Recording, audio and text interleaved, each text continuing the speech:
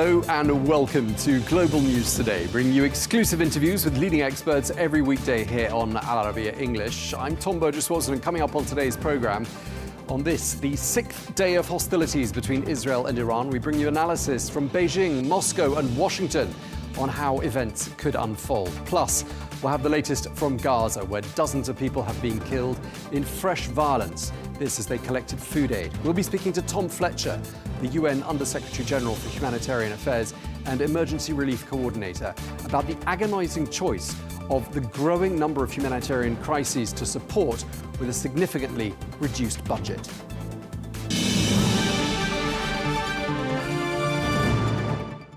Hello and welcome to the programme.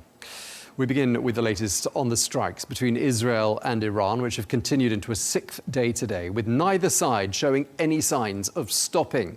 Well, the Israeli military says that its jets struck around 20 targets in Tehran overnight. Meanwhile, sirens rang out across Israel amidst warnings of retaliatory missile strikes by Iran, and explosions were heard in the skies above Tel Aviv today. Well, the US President Donald Trump, who initially called for a swift diplomatic conclusion to the war, is now suggesting the United States might join it. Well, he has said that for now there are no plans to target Iran's supreme leader, although he says that the US knows where he is hiding. And President Trump has also repeated his demand that Iran surrender unconditionally. But Iran's supreme leader has rejected this demand and warned that any US military intervention would result in what he called irreparable damage. The President of the United States has recently opened his mouth to threaten us. He is both threatening and with a ridiculous and unacceptable statement, explicitly asking the Iranian nation to come and surrender to me. When a person observes these things, he is truly amazed. First, they should go and threaten someone who is afraid of the threats. The Iranian nation has shown that it is not afraid in the face of threats from those who threaten. The Iranian nation believes in this. Threats do not affect the behavior of the Iranian nation and the thoughts of the Iranian nation. Secondly, telling the Iranian nation to come and surrender is not a wise thing to do. Intelligent people who know Iran, know the Iranian nation, know the history of Iran, would never utter such a word. Surrender to what? The Iranian nation cannot be surrendered. Well, we can speak now to Dr. Victor Gao, who is the Vice President of the Center for China and Globalization, who joins us from Beijing. Dr. Gao, always a pleasure talking to you. We've never talked about the state of relations between China and Iran before, so why don't we make that the starting point? How would you describe the state of ties between Beijing and Tehran? Thank you very much for having me. China highly respects Iran as a sovereign nation with territorial integrity, and the two countries engage with each other on equal terms. And China does not recognize the extraterritoriality of any other country's one-sided and self-imposed sanctions against another country or against China. Therefore, when China deals with Iran, we deal with Iran in all spheres of relations, including energy cooperation. And I don't think this is a problem. And if a third country cries foul, the problem is really with itself, with its attempted extraterritoriality of its unilaterally imposed sanctions. And I think once this Israel-initiated war against Iran started, the Chinese government's position is very clear.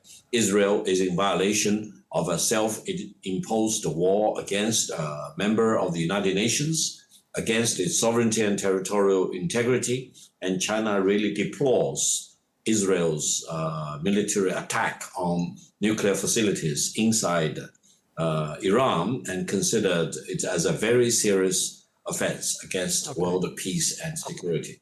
Okay, I mean, just to give you the Israeli line on what you just said, what we're told by Israeli officials repeatedly on this channel is that Iran is very close to being able to build a nuclear weapon. It might already be able to do so. And they're constantly calling for the destruction of Israel. So they say what they're doing is preemptive self-defense. What do you make of that argument? It is of high hypocrisy for a country like Israel, which violated international convention in possessing nuclear weapon to start with. And now it's accusing another country, Iran, for attempting to acquire nuclear weapons. I don't think there are any higher level of double standard and hypocrisy for Israel to accuse another country of trying to possess nuclear weapons. I think the Middle East will be much better off if Israel disarms itself with nuclear weapons and no other country will want to possess nuclear weapons. That will probably create a better level playground for all the countries involved in the Middle East. For Israel to possess nuclear weapons and to constantly threaten other countries with nuclear attack is really a very serious problem. And I think international community really need to join together to put an end to such blatant violation of peace and security, not only in the Middle East, but in the world at large. We've heard from the president of China, President Xi Jinping, saying on Tuesday that China is, quote, deeply worried about Israel's military operation against Iran. Where do you think you and the president of China see things heading to? Why the worry? How dangerous could the situation be? Well, as a general point, China is always worried if a war breaks out. And this time, this war is a complete surprise attack launched by Israel against a sovereign and independent country like Iran. And the fact that this surprise attack took place when the United States and Iran are still engaged in discussions about how to end this nuclear problem is particularly surprising. It's, in my best judgment, it's like the Japanese surprise attack on Pearl Harbor in the Second World War.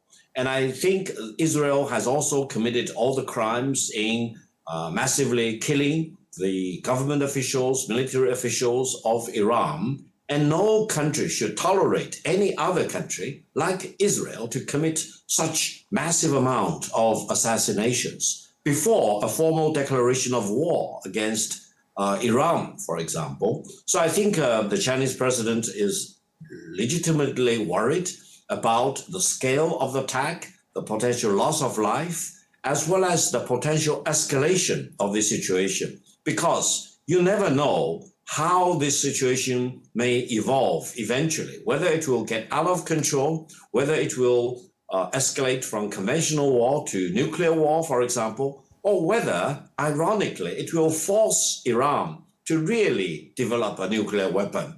And what will be the consequence for Israel and Iran to both have nuclear weapons? Do they really want to use nuclear weapons against each other? What will be the consequence for peace and security in the Middle East and in the world at large? Therefore, it is time to call on Prime Minister Netanyahu, stop all the craziness. He probably wants to save his political skin rather than really serving the fundamental interest of the people in Israel to launch such unilateral, self-imposed surprise attack on a big country, a great country like Iran. Dr. Gao, on Tuesday, China accused the US President Trump of pouring oil on the conflict there between Iran and Israel. Why and how does Beijing see the United States making things worse with regards to this situation? Well, I think evidence points out to a joint operation by the United States and Israel against the country of Iran. They probably have a division of work. The United States was not very much involved on the surface of the situation, but no one should be surprised if the United States highly coordinates its information gathering, etc., with Israel. And the fact that Israel has kept saying that the United States is involved from the very beginning of the war, etc., illustrates the level of cooperation and collaboration between the United States and Israel against Iran. And the United States still keeps saying that they are not involved, but then they need to come up with a proof that they are not involved. And not being involved is not sufficient. And the United States really need to pull all their levers to force Israel to stop this war against Iran, and also to stop Israel from misusing the United States, creating all the misinformation about that the United States and Israel are working together to, for example, destroy Iran or to create a regime change in Iran, etc. So I think it is time for the United States. My personal concern is that if the United States really gets bogged down in this war against Iran, no one knows what will happen to the United States in the coming years or coming decades. Well, that could be beneficial for China, couldn't it? Because if the United States spends large sums of money, a considerable amount of time and attention on affairs in the Middle East, that leaves China to do what it wants to do in a more, let's say, unrestrained way. Allow me to emphasize one point. China always benefits by protecting peace and stability anywhere in the world. And China will feel very much at a loss if peace and stability and prosperity anywhere in the world will be damaged by especially unilaterally imposed war of one country against the other country. Therefore, such benefit, if any, that China will enjoy is not for China's own benefit. It is for peace and stability and the well-being of mankind. It is time to stop Israel in this war against Iran and to prevent the United States from really joining this war together with Israel, which may escalate the situation and create unprepared consequences for mankind as a whole. You mentioned regime change in your earlier response, and I want to pick up on that because we heard from President Trump on social media saying, quote, "We know exactly where the so-called supreme leader is hiding. He's an easy target, but he is safe there. We're not going to take him out, at least not for now." How would China react if the United States did, or if Israel did, kill the supreme leader? This is exactly the confusion that President Trump is creating deliberately or unintentionally. I don't think assassination of a head of state or head of government or political leaders or military leaders of another country is the right thing to do in the world of today. I think countries need to have the minimum decency and the protocol in dealing with another country. Assassination is the bad thing, and assassination may serve as a boomerang, eventually may come back to hurt yourself and haunt you. Therefore, engaging in assassination, especially against head of state or leader of another religious faith, for example, or against the major political and military leaders of another sovereign country, is the wrong thing to do, especially at a time when Israel has self-imposed this undeclared war in a surprise attack against Iran. This is the worst time for the head of the state of the United States to imply that assassination may be involved in killing the leader of Iran. You mentioned in your first answer, you painted a picture of a very cordial set of relations, cordial ties between Beijing and Tehran. Let me put this scenario to you. If Iran goes the same way as, for example, Syria, and the assassination that you mentioned or otherwise brings about a change of management, shall we say, in Iran, I mean, that would be a loss for China, wouldn't it? Because you'd have lost an ally, a key ally in this region. Because if a pro-Western government replaces the government that's there already, that would be a loss for China, wouldn't it? No, I don't think so. I think China has always the long perspective and historical perspective to look at any contemporary events like what had happened in Syria and what is happening in Iran. We are not confused by the events on a day-to-day basis. We look at the situation in 10 years, in 100 years, sometimes 500 years, if not even longer. Therefore, in the historical perspective, if you really look at the situation in the long-haul perspective, war is bad. For Israel to impose an undeclared war on Iran is an aggression.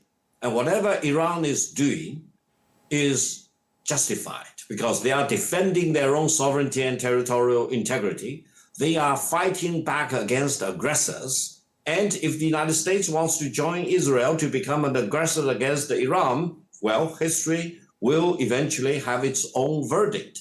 Therefore, I think all of us need to work on with Israel to stop the war as quickly as possible and come up with peaceful ways to negotiate with Iran. And I personally will completely support the ending of whatever nuclear weapon program, if any, by Iran. And I do hope Israel will also dispossess nuclear weapons and Middle East will become a nuclear-free zone. That will be in the best interest of all the countries in that particular part of the world. China will do its best to promote the real justified result for any such tension or conflict of war, and China will do its best to prevent the war from escalating or from spreading out, impacting on more countries and hurting more people in that part of the world. The United States and some of its allies view China as being part of what it now calls Krink, which is this new acronym which is being bandied around quite a bit by foreign policy talking heads on television channels all over the world. Krink meaning China, Russia, Iran, and North Korea.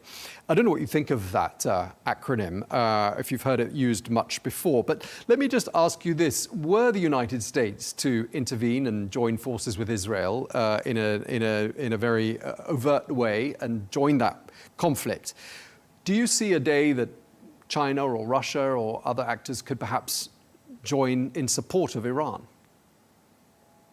Well, imposing a war on a great country like Iran with 1.66 million square kilometers and with up to more than 90 million people, and a country which has tremendous amount of spiritual leadership among the Shia people throughout the world, is really poking for more disaster if it is not stopped right away.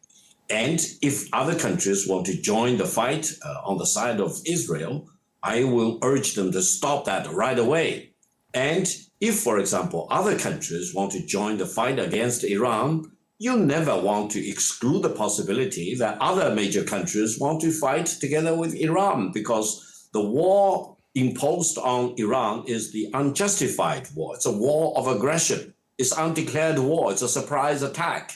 And any people, any country under such surprise attack, an attack of aggression, has full legal justification to fight back.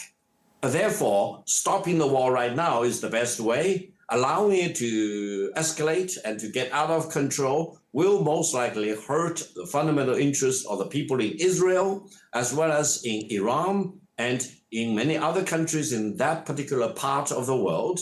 And I think China is doing the right thing, urging on Israel to stop the war, urging on Iran not to escalate, for example, try to wrap up the situation so that all parties involved can talk about peace rather than war and war and war. China does not like war of any kind, and China does not want to see any country launching a war of aggression against another country. And just lastly, that acronym, Krink, viewed as being a group of hostile or adversarial nations by Washington and some of its allies. What do you make of it? What do you make of the acronym? First of all, whatever acronyms you come up with, it cannot change the fact that China today is the major force defending peace and stability and development in the world.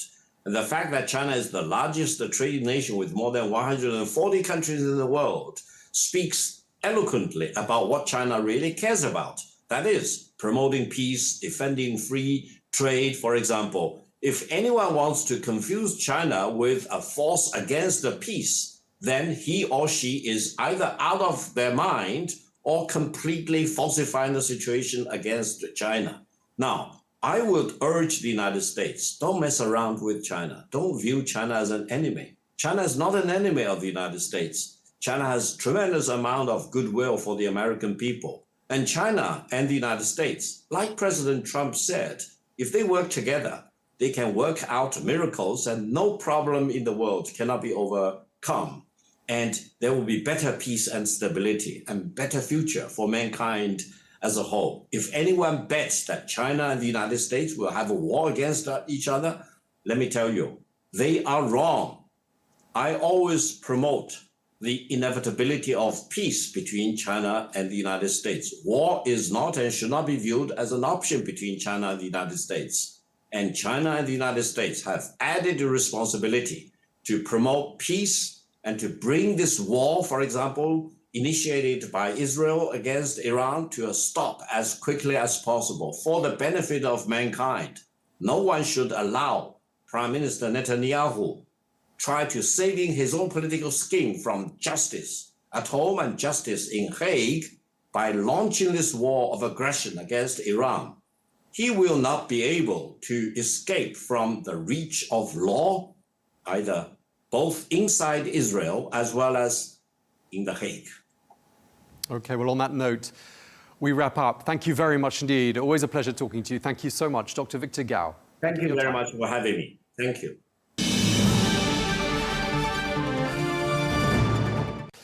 Well, let's get more now. We can cross to Sergey Marov, who is a former spokesperson to President Vladimir Putin, who joins us now from Moscow. Thank you very much indeed for joining us once again, Mr. Markov. Always a pleasure. We've heard from the Russian Foreign Ministry, a spokeswoman by the name of Maria Zakharova, saying that the world is just millimeters away from catastrophe. This with reference to the situation between Israel and Iran. What does Russia see as the main danger here? The main danger is a big war in the Middle East. As you understand, if United States attacked Iranian nuclear positions, it can lead to the nuclear catastrophe on Iranian territory. And some of the people already made telephone calls to me, and because they try to understand what kind of countries will be under the threat of nuclear radiation because of these strikes.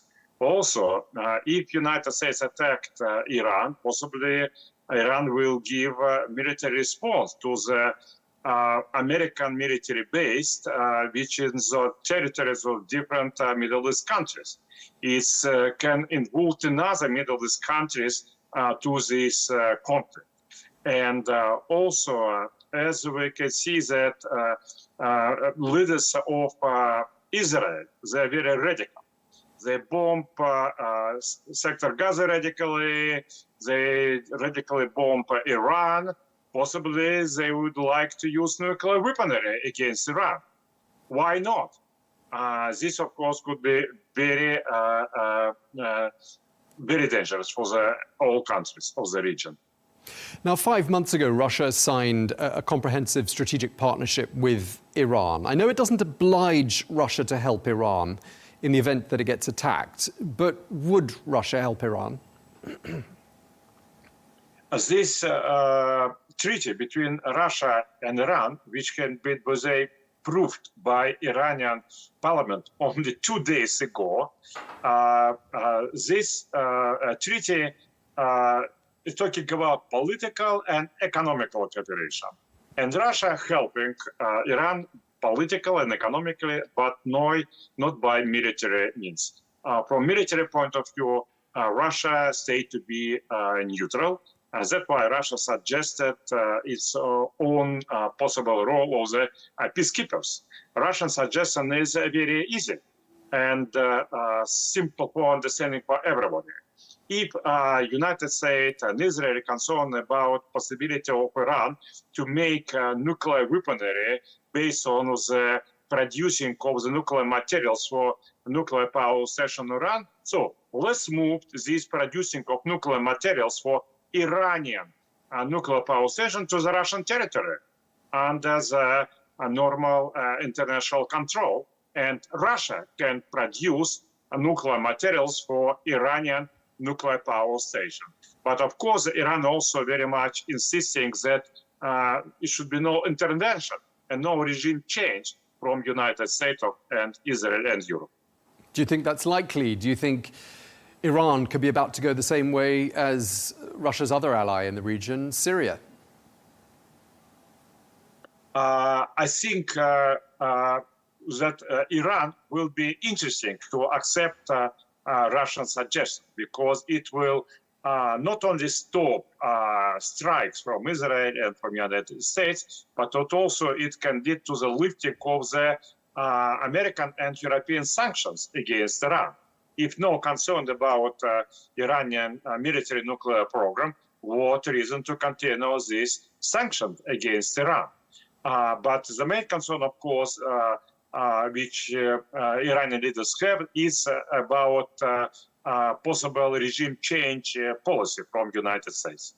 But with regards to the second part of my question, I mean, Russia has lost one key ally in the Middle East in the form of Bashar al-Assad. That happened only 6 or 7 months ago. Is there concern in Russia that you could be about to lose another?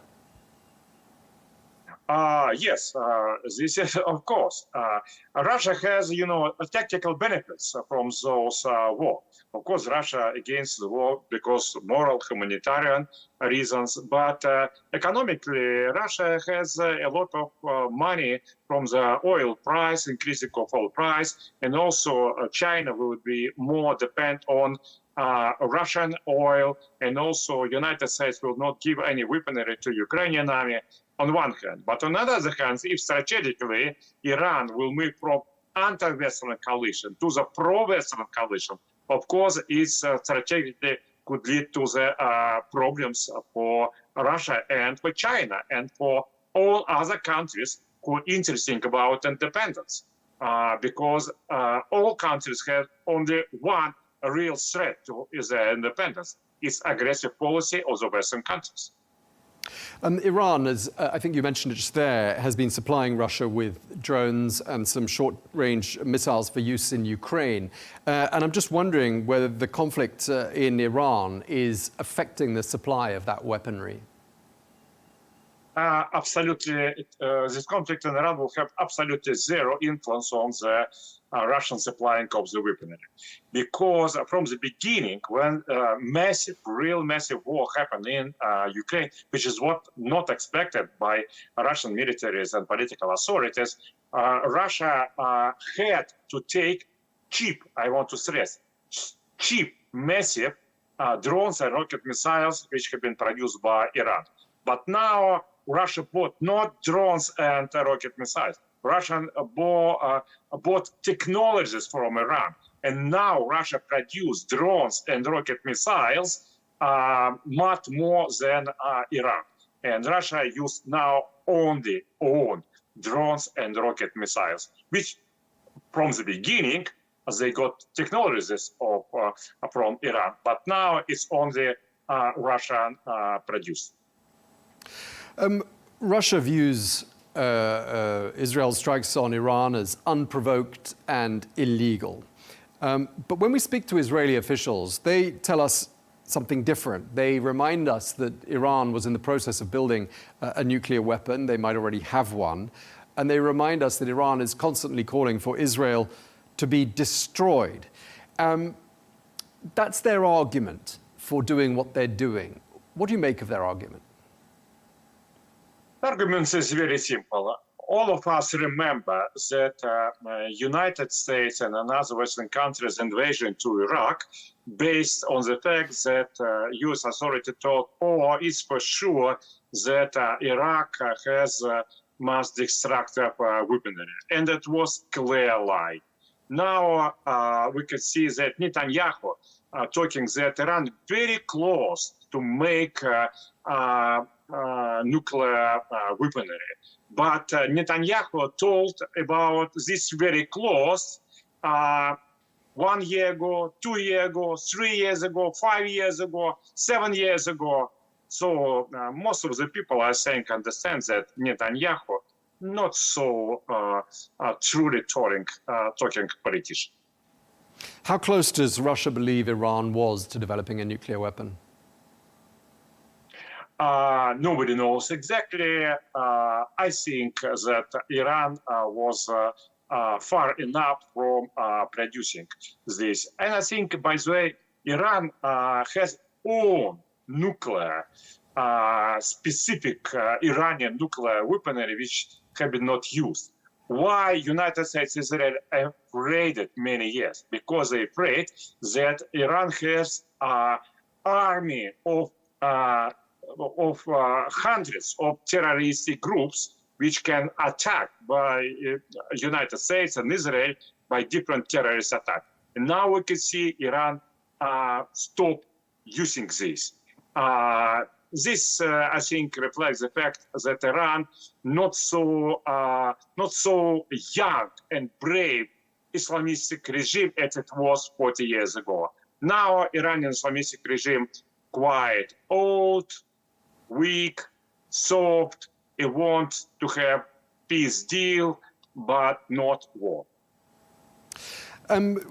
What do you think, Mr. Markov, is the most likely way forward from here? I mean, what's your opinion as to where things could head to? I mean, do you think it looks like Israel is going to want to start what it's finish what it started? I know Russia has offered to mediate, Russia offering to somehow try broker peace between the two sides. But what do you think is more likely?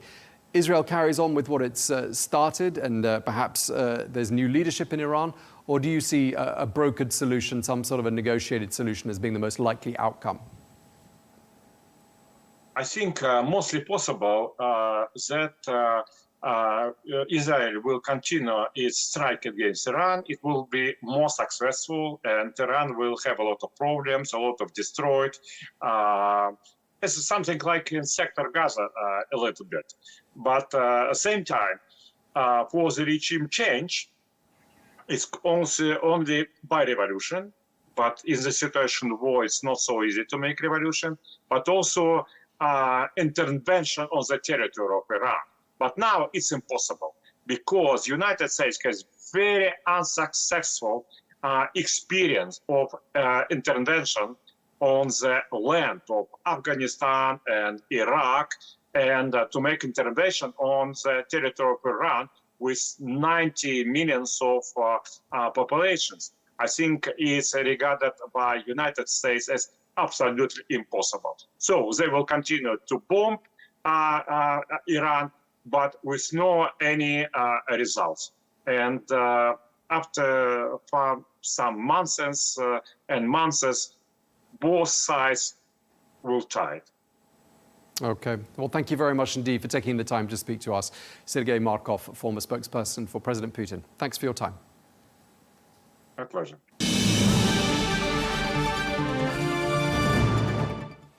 Well, let's get a US perspective now. We can speak to James Jeffrey, who is a former US Deputy National Security Advisor and former US Ambassador who served as Ambassador to Iraq and Turkey, also a former United States Special Representative for Syria engagement. Thank you very much indeed for joining us, sir. Let me start by asking you, thank you, Ambassador, do you believe that Israel is justified in doing what it's doing in Iran? Oh, absolutely. Iran's nuclear program is the core of the set of threats that Iran has used to at least try to dominate not just Israel, but the entire region for over 20 years. And most of those other threats have been taken down since October 7th. The last remaining, but most important one is the nuclear account. You'll note that just a week ago, less than a week ago, the International Atomic Energy Agency board issued overwhelmingly a very stark warning to the Security Council, first time in 20 years, of the Iranian efforts to move closer to a bomb. That's the risk that we're facing. I mean, there is the risk of miscalculation. There is the risk of escalation. How dangerous would you describe the situation as being right now? You know, here's the problem with that. I watched and was on the ground, at times personally targeted by Iran, in Iran's 20-year march through the region, as it took country after country under its very unpleasant aegis, from Syria and Yemen to Iraq and Lebanon. And I got very few questions in my hundreds of media appearances of how dangerous is all of this and such. People kind of assumed it was the nature of things. They had escalation dominance. There's nothing we, which is the entire Arab world, Turkey, Israel, and the US, could do about this. And it turns out that that produced not just October 7th, but then the rest of the Iranian regional empire, including Iran itself, and two massive missile attacks, almost 500 missiles and rockets all in all, against Israel. So in terms of A, Israel's legal justification, unquestioned. B, in terms of, is this a dangerous moment? No. It may be, because every moment is dangerous in the Middle East, but this is potentially a movement towards an escape from what has held us in thrall, unfortunately, for the last 20 years. So I look at it as a possibly good thing, not just a possibly bad thing. President Trump seems to be, well, giving slightly mixed signals on what the United States might do next. I expect he's facing opposition from within the ranks of the Republican Party, where he campaigned on a pledge not to drag the United States into more wars. But do you think President Trump will, and do you think President Trump should join forces with Israel? I think, first of all presidents, from my experience and working closely with a number of them, all presidents, weigh things on the one hand, on the other. That's the nature. And looking at it up close in the Oval Office, they often seem indecisive until they become decisive.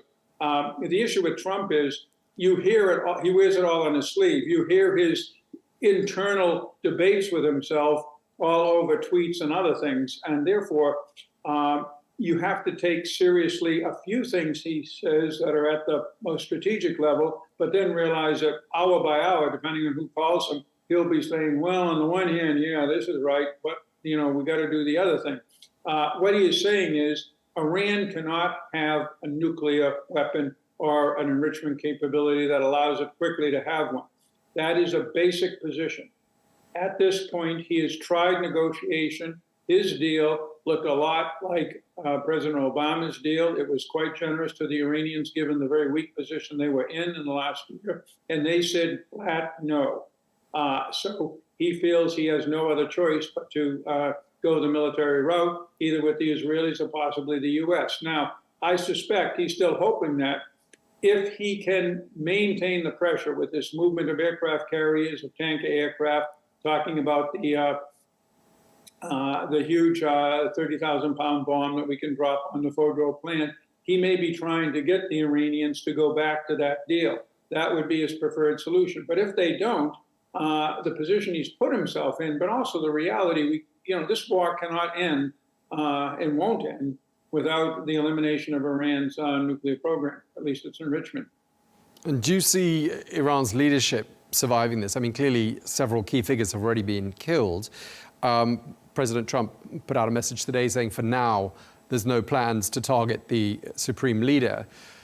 But do you think President Trump is going to be able to stop Israel in terms of stopping what it started? It's got the upper hand, it would appear, militarily at the moment. Do you think it's likely that Israel will push ahead? The United States certainly can influence Israel not to strike the supreme leader, and there's much reporting that it has already done so. If the supreme leader is not conducting a war against the United States, or there is not overwhelming evidence, as there was with Qasem Soleimani, that he is personally planning attacks against the United States, then it is literally illegal for us to strike him deliberately. That's assassination. It's banned under federal law. I know the regulations. We took them very seriously in our campaign against terrorists. They had to be people that were targeted not on what they had done before, but what we thought they were about to do. So Trump is limited in that sense. The Israelis are not, but they're not going to act on that particular issue. It's too big without us giving them a green light. I mean, do you think there's a level of ambiguity from the Trump administration is, to a certain extent intentional to sort of remain in the background, as you suggested, perhaps, deploying the equipment to the region, but not stating exactly what it's going to do? Do you think that's part of the strategy here, to sort of, in a way, keep Iran and keep the rest of the world guessing to a certain extent? Sure, because as I said, there's no doubt that his preferred solution is for Iran not to go back to the table and negotiate. Trump sees through this, and that's to his credit. Most presidents basically embrace ceasefires, embrace negotiations as ends. Trump wants to see them as a means, and the means he wants is for Iran to sign on the dotted line of the agreement he gave them. And if they're willing to do that, because they believe otherwise they're going to be without anything, and they're going to be possibly in a war with the United States, then his bet will have paid off. If the Iranians do not, then Trump has some flexibility because he hasn't said, look, if by next Tuesday we don't get a positive answer that we like, we're going to take out Fordo. Then he is committed in a way that he is not committed right now. He can always allow the Israelis to try to take out Fordo or the other sites. We keep arguing that the Israelis don't have a way to do that on their own. But boy, look what the Israelis have done in the last year and a half. Nobody would have thought, 80% of that was possible. So just in terms of your predictions as to where you see things heading to from here, and we've spoken to other guests on the program, I put a similar question to some of them. I mean, is Iran likely to go in a similar sort of direction to Syria here, do you think? No, I don't think so. I was very deeply involved in the whole Syrian affair for the last 6 years, and I know the circumstances that led to the overthrow. Syria was propped up by an outside power. Like them or not, Iranians are their own propping up of their country. There's much of the population that believes in their ideology, believes in their regime. I don't think they're going to collapse. What I do think is a month from now, Iran's enrichment program will no longer be in the state it is now, either through negotiations or through military action. Okay. Well, we're going to leave it there. We're out of time. But thank you very much indeed for speaking to us. James Jeffrey, really appreciate it. Thank you for your time, sir. Thank you. With global attention focused on the situation between Israel and Iran, deadly violence continues in Gaza, where local health authorities say that at least 140 people have been killed during the last 24 hours alone. Well, this is a result of Israeli gunfire and airstrikes. Well, of these deaths, several people were killed in Israeli fire on crowds of displaced Palestinians who were awaiting food aid. Well, since aid deliveries to Gaza restarted in late May, close to 400 Palestinians have been killed and around 3,000 others have been injured whilst trying to get food. Well, let's get more. We can speak now to James Elder, who is a UNICEF spokesperson who joins us from Amman in Jordan, having just returned from Gaza. James, thank you very much for speaking to us. Last time we spoke, you were actually in Gaza. Just tell us briefly, to set the scene, when did you leave Gaza and what was the situation you left behind you? I left yesterday. It deteriorates now by the hour. I had a sense, this being my 5th time back, Tom, that this was as bad as it's ever been, which is a very, very perilous bar. To think that, given the bombardments and the denials and the restrictions, to think it's got worse. And I spoke to many, many other humanitarians just to check, to qualify. And yes, it gets worse now by the hour. And that's for a couple of reasons. Primarily, that's now water. Fuel is water. Fuel is what pumps the desal plants. Fuel gets trucks across the Gaza Strip. Whatever word you would use for that, it's like a famine of water. So we've gone the bombardments, the nutritional crisis. But as someone said to me, James, we've learned to live without so much, without loved ones, without our homes. We've somehow learned that we can live without a week or two without food. You cannot live a couple of days without water. That's why now it's an hour-by-hour proposition, so long as fuel is not allowed into the Gaza Strip. And it's extraordinary, isn't it? And part of the tragedy is the fact that, as things deteriorate, as you say, and are perhaps their worst point so far in these last 21 months, this story is being eclipsed by other events in other parts of the world. And really, the world news cameras are not really trained on Gaza at this particular moment, are they? No, they're not. Probably less so than at any time. And this is not a quiet moment. As we say, it's exactly that level of criticality because people are on their knees. People's coping capacities have been smashed. We've said that for a while. Yes, there is something remarkable about Gazans, no doubt, given all they've endured for decades. There is something we saw in the ceasefire, the way they can respond. But right now, with a nutritional crisis, with a virtual blockade, with a water level where people are already drinking brackish water, salty water, and on top of this, of course, we have these militarized aid points where every day eclipses the day before when it comes to mass casualty events of civilians.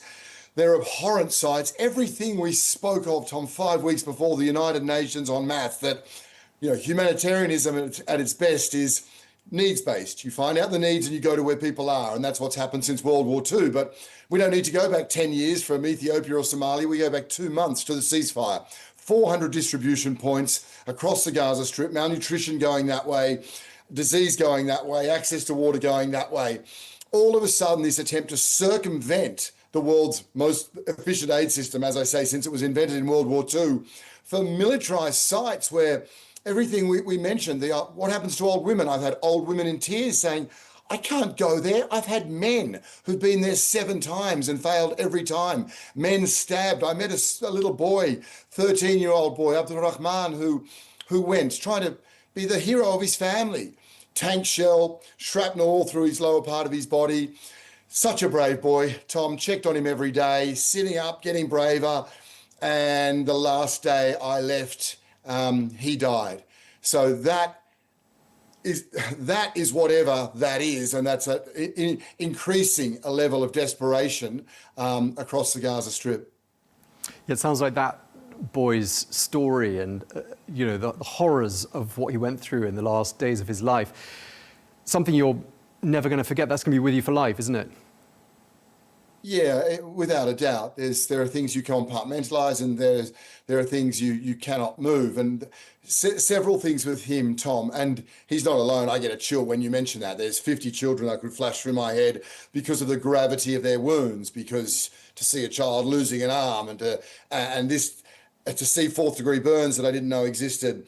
This time around was somehow different in that it was the first time I wasn't just seeing these horrendous wounds of war, I was hearing them, such as the horrible lack of painkillers that you would hear children, because 4 or 5 children to a room, one's paralyzed, one's amputated, one's got shrapnel in their abdomen, and it's a scream. And this little boy who sat up to want to do a video with me, wanted to sit up, but hadn't had painkillers all morning. I will remember him. I'll remember that bravery. I will remember his mum, that anguish of, she's done everything. She's done the medical form. She's done the medical evacuation. It's another part of a system failing her son. So yes, that brave little boy, I'll remember that anguish of her mum. I remember walking out of that room and meeting another mother who took 9 years, Tom, 9 years to conceive, and her telling me her only child and husband had just been killed. That's what I mean. You turn around and everyone has a story that will rightly break your heart. Unfortunately, so long as this is allowed to go on by those nations with leverage, as they continue to turn away, more of those harrowing stories are being formed. Yeah, I mean, truly horrific stories that you're telling us there. I mean, and clearly the one of the little boy, of the Rahman, stands out amongst them all. Just tell us a bit more about the mother you were just mentioning there, a lady who'd taken many years to conceive a child, and then she died and she lost the child. Is that correct? No, sorry. So I just met her in a corridor because people come to you because they want help. They want, how do I get on a medical evacuation list?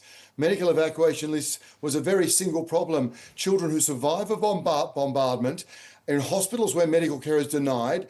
Previously, it was always they denied exit. Now, increasingly, they're allowed to leave, and countries around the world have closed their doors and therefore, in my books, closed their hearts. So it's one very clear call to all those people. I know there are tens of millions around the world who are outraged by what's happening. A very clear call to their governments to open their doors to allow these children who survive these injuries. So you've always got mothers and parents coming up saying, I'm on this list, but nothing is happening as my child, gets closer to death.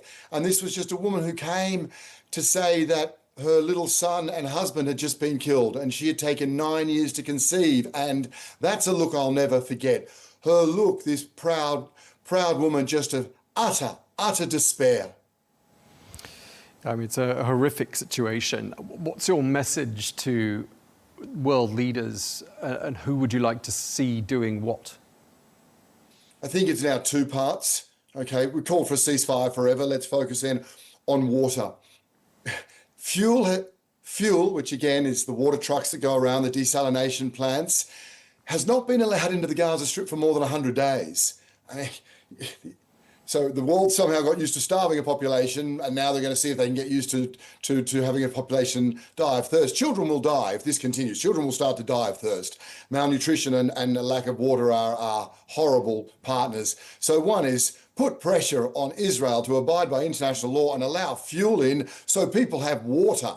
The second is, yes, all those governments around the world, increasingly we see Western nations making strong statements to show their outrage at what is happening to the citizens of Gaza. Well, then match it with deed, and those 2,000 children who are critically ill in Gaza, allow them into your country, allow them to get the medical care they deserve, so they're not added to the 50,000 girls and boys who've been killed or wounded in this war. I mean, James, you sound like you're really traumatized by what you've seen and heard and the things people have said to you. I mean, there's clearly nothing in your professional career that you can compare the situation in Gaza to. Is that correct? That is correct, for sure. I think my animation, I wouldn't say traumatized. I would say I'm outraged. I would say I feel my role is, to try and share that outrage, although it's an interesting word because UNICEF does a huge amount of trauma work with children. This is an entire population that need mental health support. We've never seen that before. But in Gaza, child psychologists don't call it PTSD, post-traumatic stress syndrome, for children because there's no P, there's no post. You can't call it post because a week later, a child may have an entirely different type of trauma impact them. So that's trauma for children, girls and boys in Gaza. But no, I'm always loath to compare crises because in my heart, a child is a child, and there's 5 million girls and boys displaced in Sudan right now. There are children in the DRC and Haiti, horrendous scenarios. But no, I've never seen the scale of this. Certainly, I don't think the world's ever seen a scenario where so many children are bombed and nowhere is safe and they're denied the care they need and they're denied the ability to leave. I don't know in modern history a time when civilians are denied the ability to leave a war zone whilst being denied the things they need to survive that war zone. And just lastly, let me draw on your expertise in the humanitarian field and ask you, what's going so badly wrong with this Gaza Humanitarian Foundation? Why does it seem incapable of delivering aid to people without these scenes of mass violence that seem to accompany it? What's the underlying reason for it?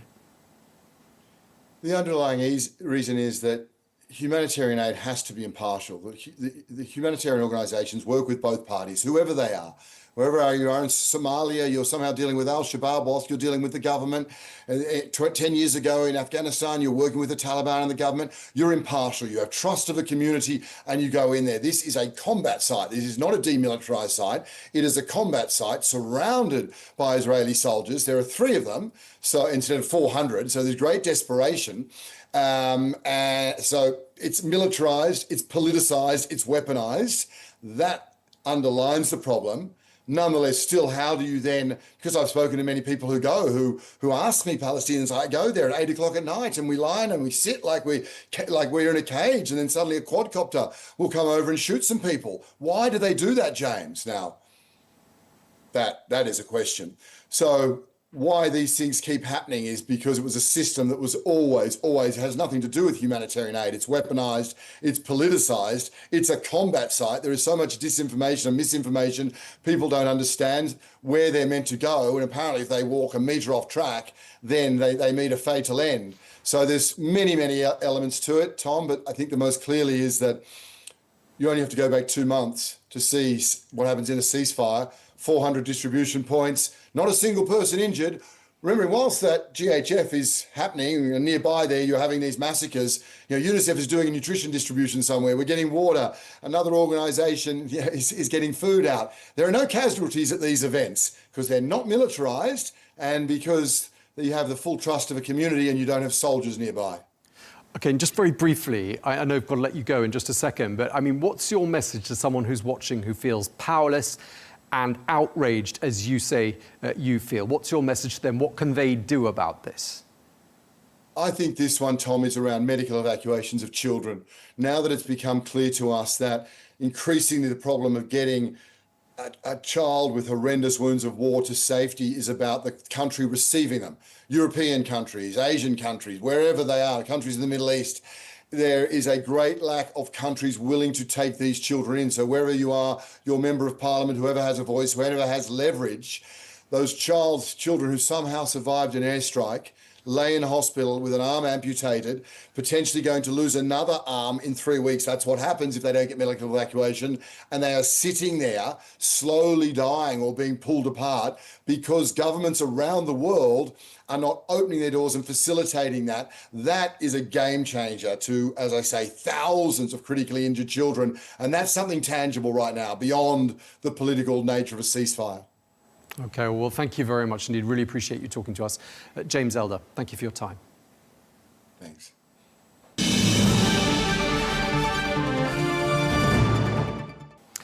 Well, let's bring into the conversation Tom Fletcher, who is the United Nations Under-Secretary General for Humanitarian Affairs and Emergency Relief Coordinator. He joins us from Geneva. Thank you very much indeed for speaking to us.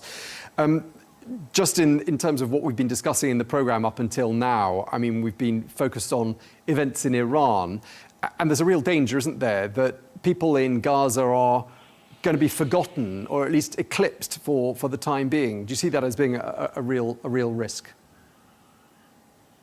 Well, there are multiple dangers here. I mean, there's the danger of escalation and what that would mean to tens of millions of people across the region who are already in such dire need. It's why we're saying to the parties, step back from the brink. You know, we need cool heads.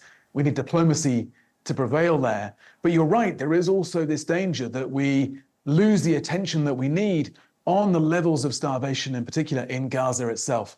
And this massive effort that we need to have underway to help us deliver at scale and save lives in the numbers that we need to save lives. You were in Gaza, I gather, earlier on this year. I mean, just paint the picture for us from when you were there. I mean, clearly things have changed, you know, for the worse since then. But I mean, first of all, had you ever seen anything like it? I haven't. No, I got in, it was about halfway through the 42-day ceasefire. And at the time we were delivering 600, 700 trucks of aid a day. We've managed about that number since the 19th of May, which shows you the restrictions that we're facing right now. And I drove in through the north. I'd been in Nir Oz kibbutz, which was one of those kibbutzim that was hit hard on October the 7th. 1 in 4 people there was killed. Very, very moving visit. But then you enter Gaza itself, and for miles and miles, all you see is just desolation, massive destruction. You can't see what was a mosque, what was a school, what was a hospital, what was a home. You see dogs pulling corpses from the rubble. And you see people who are just clinging on hour by hour, day to day, but determined to survive. I mean, there are accusations and labels that are being bandied around, labels like genocide and war crimes, things that Israel denies. Clearly, though, people are starving. Food is in extremely short supply, fuel, clean water as well. I mean, what do you think is the best way to describe the situation? Do you think genocide is an apt label? So I'm not a lawyer, and so that's not the label I would use. I'd leave that to the courts who are working on those questions right now. What I'm interested in is getting that aid in and preventing further starvation in Gaza. You know, we have enormous amounts of aid already cleared, provided by the international community. We can feed all of the civilians in Gaza for months if we're allowed to deliver it. And without that, we will have a continuation of this humanitarian catastrophe, horrific humanitarian crisis that we're seeing around us every day in Gaza. Yeah, and for several days we've been reporting on people queuing up for food at these aid distribution points and being shot at and in some cases killed. I mean, who do you blame for that sort of horror story? So I'm not in the blame game. We're in the aid delivery game. We regularly call on the Security Council and others to hold to account those responsible for acting with impunity against civilians. And we've regularly condemned Hamas for its hostage-taking and Israel for the levels of civilian killing in Gaza. What we need now, and our real focus, is that we have a plan. We know how to do this. We know how to deliver aid at massive, massive scale. And what makes me furious is that we're not allowed to do that we're being prevented from doing that in the way that we know how to do this. This is our bread and butter. We do this in so many places across the world, and we could save lives at massive scale right now, and we're not being allowed to do that. Why is it that the Gaza Humanitarian Foundation is doing such a chaotic job, and in some cases a deadly job of distributing aid? So I don't know, I can't comment really on their day-to-day, the modalities, the mechanisms through which they're using these militarized hubs to deliver aid. We've set out in detail, in public and private, our reservations about the way this is done. We think aid should always be delivered in a principled, neutral, impartial way. We worry about the way that these mechanized hubs displace people and, as we've seen on our screens, dehumanize people. People should never be met with bullets when they're just seeking to feed their kids. You've been there, as we were saying earlier on, and you're quoted as saying, "It's that smell and sound of death on this scale and the trauma on this scale. You do carry that with you." Just tell us, if you will, Tom, how this experience of visiting Gaza and following the situation in Gaza has affected you personally. I think it affects everyone who's involved with this crisis. I think a lot about our humanitarians on the ground who are all deeply traumatized by what they're experiencing every day. And of course, it affects all of us who are dealing with this at the headquarter level as well. But what we go through in just a few hours, a few days visiting somewhere like Gaza is nothing compared to life for those civilians there who see no way out and who are dealing with this horrendous situation day in, day out. And they want what we all want. They want to get food to their kids. They want their kids to be in school. They want medical care for their relatives. And all those things are being denied because of this horrific conflict happening around them. And they are suffering unimaginably. And ultimately, they must be the focus of all of our attention. But when you were talking to us earlier on, telling us about the sight of dogs eating deceased human beings, I mean, that's horrific, even as an image to conjure up in one's mind. I mean, is there an anecdote or an encounter that stands out amongst the probably very many as being perhaps the most haunting? And if so, what is it? So many haunting memories from conversations, because I overnighted there. I spent a lot of time talking to civilians about their experiences. It's so shocking when you meet someone who has walked 4 days to try to get water for their family. And the old man, just held up this small jerry can of water and just said, "This is all I have right now. I've lost everything." I met the grandmother whose son had bled out on the street in front of her, and medics who'd come to help him had been taken out by snipers as she sat there watching him lying there in the street in his own blood. I visited Al Auda Hospital, one of the few hospitals still basically functioning. And on the wall, a doctor who was later killed has written, "Tell them we did what we could." And in a way, that's been our motto, certainly my motto since leaving Gaza, that I want to know that every day we are doing all we can for those civilians. This may be beyond imagination, the situation, the crisis that they're facing, but we cannot let it be beyond our levels of compassion. We have got to keep finding ways, keep finding the arguments, keep working and working and working to get the aid through that we know that can save so many lives. And that's a huge challenge for you and for all of those who work with you, because the UN is massively stretched. You're supporting upwards of 110, possibly more, million people around the world. There isn't enough money, is there? Well, there's plenty of money out there. All I'm asking for is 1% of what the world spends on defense every year to save over 100 million lives. I can't believe that there isn't that money for that. I can't believe that the world has lost that level of kindness and generosity for those in direst need. Over 300 million people need help right now. And we've gone through this brutal life and death set of choices, horrific choices we've had to make to prioritize just over 114 million of those for urgent life-saving support. So there is money out there, but the governments of the world, the nations of this world, are choosing to spend it on arms rather than saving lives. Yeah, you're quoted as saying, the mathematics is cruel, the consequences are heartbreaking. So I'm assuming you've had to make some extremely agonizing choices as to where you're going to spend money and where you're going to have to cut back. In terms of the hole in the budget and the shortfall, what are we talking? Well, we appealed for $47 billion to reach 307 million people globally. Now, we don't know what we'll get for sure, but last year our appeals were under half funded. And I imagine that this year, particularly with the US cuts, but with cuts elsewhere, that we'll get even less.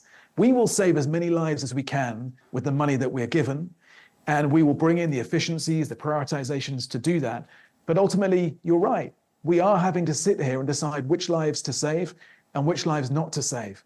And the frustration is that we know how to save lives at much, much greater scale. We've got the plans, we've got the people, we've got the coalitions, we've got the networks among local communities who can do this. But the world is not giving us the resources to respond. And as you say, millions of people, hundreds of millions of people around the world dependent on that aid in some 70 countries, I gather. Perhaps it's more than that. Where would you say this shortfall of funding and the corresponding cutback in aid is going to be felt most acutely? Everywhere. Everywhere. It will be felt by parents who see their kids die in front of them. It will be felt, as I saw in Afghanistan a few weeks ago, by mothers who lose their children because they have to cycle 3 hours to the nearest hospital because the local clinic has shut down.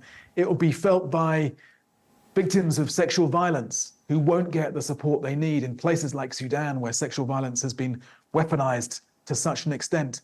It will be felt massively in the Democratic Republic of Congo, which I'm visiting next week, where our appeals are only 11% funded. So the human impact is massive.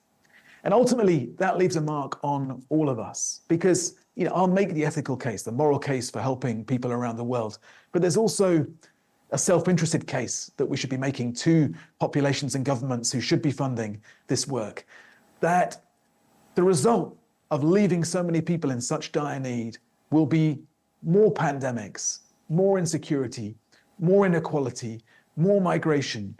You can't build a wall or put a tariff on these global challenges. You've got to get out there and meet them at source. And we are storing up problems for ourselves because of our lack of kindness. You're clearly swimming against the tide because the hunger situation is worsening in some 13 different hotspots around the world. Some of them receive very little attention in the world media. I'll just list a couple of them. Maybe there are many more that you can think of off the top of your head. But Afghanistan, Sudan, South Sudan, Haiti, Mali, Yemen, the Democratic Republic of Congo, which you mentioned. I mean, the list seems to be growing. I mean, almost by the week, doesn't it? Yeah, and these are overwhelming numbers, but we can't afford to be overwhelmed.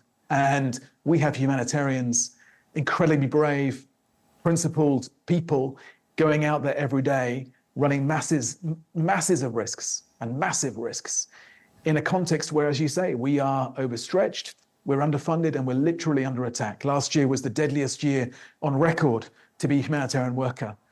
But even if I asked them to stop, they wouldn't stop. They are going to drive those trucks. They're going to bust through those checkpoints. They're going to pick up those grains of those sacks of wheat, and they're going to do everything to get them to the people who desperately need them. They're the real heroes of this effort on the front line of that humanitarian mission. And of course, we do it for the communities we serve, where for all these examples I've described of inhumanity, real inhumanity, in every single one of those places, there are amazing examples of humanity as well. And the real front line are these local communities who are bearing the brunt of the scale of these humanitarian crises, but are also going out every day and supporting their neighbors and their family members and their communities. And their courage is what inspires us to keep going. Okay, I mean, clearly a few individuals around the world have the authority and the decision-making ability to put a stop to all of this. This is my last question to you. What is your message to those individuals? You don't have to name them. I'm sure most people know who they are. What's your message to them, given the situation that you face and that humanitarians like you face with dwindling funds? I think my message to the most powerful individuals, the wealthiest individuals on the planet, is that we can do this. I mean, what a legacy this is. Put down everything else you're doing and think about saving 100 million lives in the coming year. And we have the plans, we have the networks, we know how to do it. We just need the funding. And all we're asking for is 1% of what you'll spend on defense. I suspect you'll spend more than that on defense this year, let's be honest. 1% of all of that, and we can do something extraordinary that will help you be remembered for your generosity to those in direst need. And is there anything more important than saving those 100 million lives? If there is, I haven't seen it. Okay, well, thank you very much indeed for taking the time to speak to us. We really appreciate it. Tom Fletcher, UN Under-Secretary General for Human Affairs and Emergency Relief Coordinator. Thank you very much indeed for your time. Thank you, Tom.